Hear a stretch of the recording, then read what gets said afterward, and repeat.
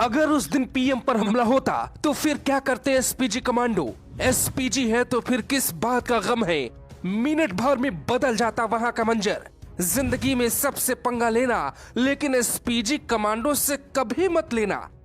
कहते हैं अगर पीएम मोदी पर थोड़ी भी आंच आती तो एसपीजी कमांडो पीएम के दुश्मनों को धुआं बना देते। वो ये नहीं सोचते कि कितनी गोली निकली, ये भी नहीं सोचते कि कितने लोग मरे। एसपीजी वो तूफान है जो किसी भी सुनामी से कम नहीं है। सीधे शब्दों में कहिए तो मुट्ठी भर लोग तो क्या, एक बार यमराज भी सामने हो तो एसपीजी कमांडो मुकाबला करने को तैयार रहेंगे। अब हम आपको डिटेल्स में बताते हैं एसपीजी घेरा दुनिया का सबसे सुरक्षित घेरा क्यों कहा जाता है। एसपीजी जवानों के पास आपको जो भी सामान दिख रहा है उनमें से हर एक सामान की अपनी तकनीक है।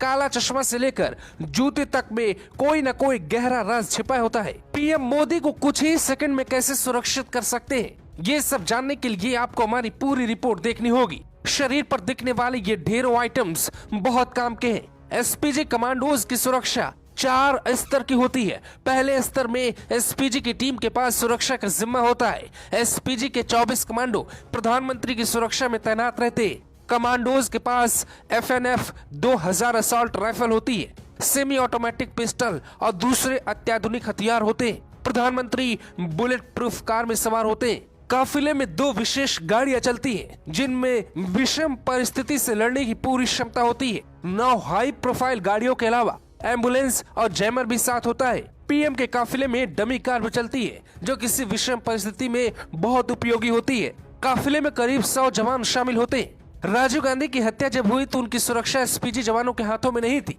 पीएम पद से हटने के बाद चंद्रशेखर ने राजीव गांधी की एसपीजी सुरक्षा हटवा दी थी। लोग कहते हैं कि अगर पूर्व पीएम के पास एसपीजी होती तो आज राजीव गांधी जिंदा होते। एसपीजी के जवानों को गोली चलाने से पहले किसी की परमिशन की जरूरत नहीं होती। पीएम की सुरक्षा पर रोज 1 करोड़ 62 लाख रुपए खर्च होते हैं। सालाना बजट 592 करोड़ है।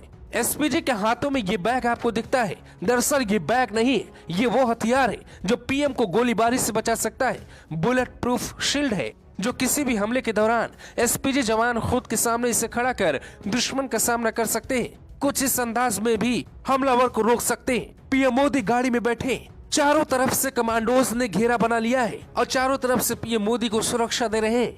लेकिन एक बात आपने गौर की, इस तस्वीर को देखिए। कुछ लोग दावा कर रहे हैं कि कमांडो को गोली चलाने से पहले परमिशन लेना होता है, जबकि ऐसा नहीं है। एसपीजी कमांडो के हाथ में गन है और गन के ट्रिगर पर उंगली, जिसे सिर्फ एक बार दबाना है और राइफल से अनगिनत गोली निकलेगी। फिर एक साथ कई जान जा सकती थी। इसलिए कभी भी जीवन में पीएम की सुरक्षा में बाधा नहीं बनना चाहिए। यानी कुछ भी करो, लेकिन एसपीजी कमांडोज से पंगा मत लो। जवान के हाथ में जो हथियार है वो है FN 200 असॉल्ट राइफल, जो 900 राउंड प्रति मिनट गोली चलाती है। ये 500 मीटर दूर खड़े व्यक्ति पर निशाना लगा सकती है। जैसे कोई छत पर बैठा हो और पीएम मोदी पर निशाना लगा रहा हो तो एसपीजी कमांडो 500 मीटर दूर से उससे ढेर कर सकते हैं। इसके अलावा भी कई तरह के गुप्त हथियारों से लैस एसपीजी जवानों के पास हैंडगन भी होता है, जो 50 मीटर तक रेंज में मार कर सकता है।